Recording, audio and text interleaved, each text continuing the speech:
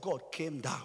When God looked at the heart of Cain and knew what Cain is actually thinking and the sin that has come into his life, so God came down to meet Cain. Hear what God said. He said, Cain, I have watched you, and I saw that sin is encroaching your heart.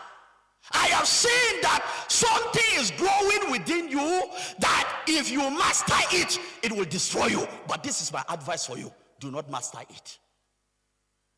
At that particular time, if I happen to be the one that I can have the presence of God, that I will be privileged for God to come around, I should think to kneel before God and say, thank you for this visitation. But Cain was nonchalant about it until he killed his brother. And God came down again. For the second time, according to the drama we saw, God gave him another opportunity. God came and asked him, where is your brother? He would have said, I've killed him out of anger. He said, well, when have I become my brother's keeper? And God said, his blood has brought report to me. And here, what Cain did, he was nonchalant. God gave him the opportunity to reconcile. Opportunity to repent. And when God saw that the man is becoming hardened, and now God said, since you have done this wickedness on the surface of the earth, hear me today, I curse the earth. The earth will never yield fruit unto you again. Have you seen? It has gone to that extent. I was thinking, Ken will say, sir, if it has gone to that extent that now you have cursed the ground, what should I do now? But the man was so hardened to the point that said, well, if you curse the ground, then I will not farm again. I will become a useless wanderer. He who finds me kills me. The heart of man. You were opportune.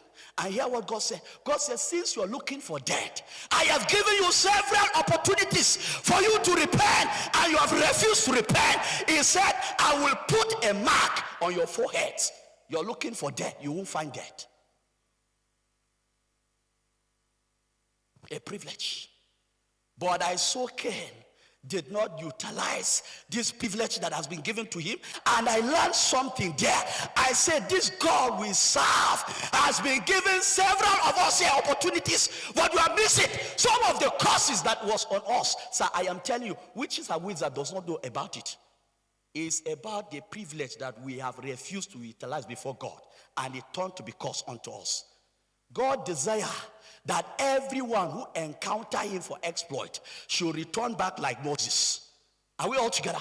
When Moses returned back from Mount Sinai, I saw that he carried a radiance that reflects the presence of God. And the Bible said Israelites were running away from him.